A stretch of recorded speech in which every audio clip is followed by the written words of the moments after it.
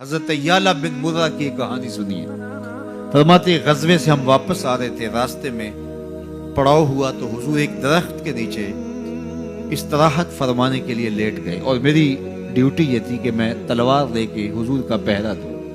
میں کھڑا ہو گیا، باقی لوگ بھی سو گئے، تو میں نے ایک منظر دیکھا کہ دور صحرا میں ایک درخت تھا جو ہلنے لگا۔ تھوڑی دیر کے بعد وہ اپنی جڑوں سمیت باہر آیا اور اپنے آپ کو گھسیٹتا ہوا میرے برابر آ کے کھڑا نہیں ہو جاتا۔ تھوڑی دیر کے بعد وہ واپس وہاں جاتا اور جہاں سے اکھڑا تھا وہاں جا کے دوبارہ نصب ہو جاتا۔ میرے لیے بڑے اچنبھے کی بات تھی، لیکن میرے پاس کوئی تھا ہی نہیں کہ جس سے میں بات کر سکوں۔ حضور تھے تو استراحت فرما رہے تھے اور میں حضور کے آرام میں خلل نہیں ڈالنا چاہتا تھا۔ خیر حضور بیدار ہوئے تو میں نے سلام عرض کرنے کے بعد جو پہلی بات کہی وہ یہی تھی۔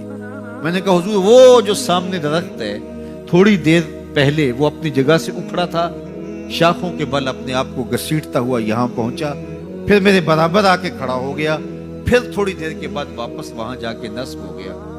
یہ جب کہانی سنائی تو میرے حضور نے تعجب نہیں کیا، اچھا کیسے ہوا، کیسے آیا، کتنا وقت لگا، کتنی دیر ہوئی، کوئی سوال نہیں کیا، بلکہ فرمایا ہاذہ شجرۃ استاذنت ربھا۔ فرمایا یعلا بن مرہ یہ درخت ہے، اس نے رب سے اجازت چاہی تھی کہ مالک تیرا محبوب نیڑے آیا ہے، سلام نہ کر رہا ہوں، فآذن لہا، اللہ نے اس کو اذن دے دیا تھا، یہ مجھے سلام کرنے کے لیے آیا تھا۔ درختوں کے کلیجے بھی تڑپتے ہیں کہ حضور کو سلام کیا جائے۔ وہ کہانی تو آپ نہیں بھول سکتے جب ایک عربی نے کہا کہ حضور میں آپ کو نبی تب مانوں گا اگر وہ درخت آپ کی نبوت کی گواہی دے گا، آپ اگر اس کو بلائیں گے۔ تو میرے حضور فرماتے ہیں میں نے کیا بلانا، جا کے تو ہی کہہ دے تجھے اللہ کا رسول بلا رہا ہے۔ درخت اپنے آپ کو گھسیٹتا ہوا حضور علیہ السلام کی خدمت میں حاضر ہو جاتا ہے۔ درخت مان رہے ہیں، چاند کا کلیجہ شک ہو رہا ہے، پتھر کلمے بول رہے ہیں، حضور کے عشق میں کائنات کے ایک ایک ذرے کا دل دھڑک رہا ہے۔ وہ کیا کسی نے کہا تھا زمین جل رہی ہے، آسمان جل رہا ہے، محبت میں سارا جہاں جل رہا ہے۔ پوری کائنات حضور کی آتش محبت میں جل رہی ہے اور حضور کے وصل کے لیے تڑپ رہی ہے۔ درخت ہوں، پتھر ہوں، اشجار ہوں، وہ اونٹنی جس پہ حضور سوار ہوتے تھے، غدبہ نامی اونٹنی، آپ تاریخ پڑھیں، حضور کے وصال کے بعد وہ چارہ نہیں کھاتی تھی، چارہ چھوڑ دیا تھا، رو رو کے نابینا ہو گئی وہ اونٹنی، اور صحابہ نے اس کی آنکھوں پہ پٹی باندھ دی تھی، اس نے رو رو کے جان دے دی۔ جب حضور چلے گئے ہیں تو ہم نے جی کے کیا لینا ہے۔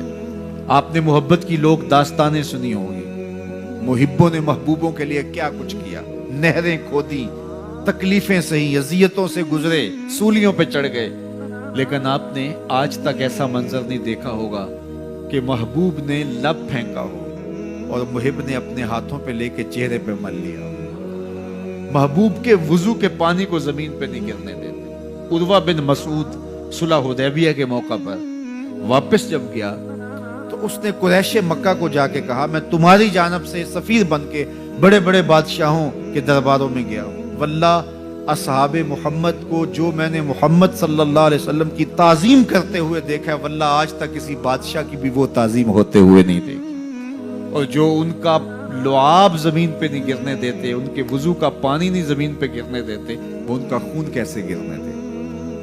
تو جنگ کا ارادہ ترک کر دو۔ تاریخ بتاتی ہے صلح حدیبیہ کے بعد سیدھا فتح مکہ ہوا ہے، قریش کے ساتھ پھر کوئی جنگ نہیں ہوئی، اس لیے کہ ان کے دلوں پر ایک رعب بیٹھ گیا تھا۔ جب امت نبی کی تعظیم اور تکریم بجا لاتی ہے تو بتائیے کہ پھر اس امت کو تسخیر کیا جا سکتا ہے؟ وہ ناقابل تسخیر۔ جب امت اپنے نبی کی تعظیم نہ کر سکے تو پھر اس کو جس طرح چاہو جو ہے وہ مسخر کر لو، وہ ایک بوسہ ہوتا ہے، اس کے علاوہ کچھ نہیں ہوتا۔ اس لیے اگر آپ مجھے پوچھیں کہ دین ہے کیا، تو ایک تو ہے کہ اس عنوان سے ایک الگ گفتگو کی جائے کہ دین کیا ہے، لیکن دو لفظوں میں اگر آپ مجھ سے پوچھنا چاہیں اور میں آپ کو بتانا چاہوں تو مجھے اقبال علیہ رحمہ کا لہجہ ادھار لینا پڑے گا۔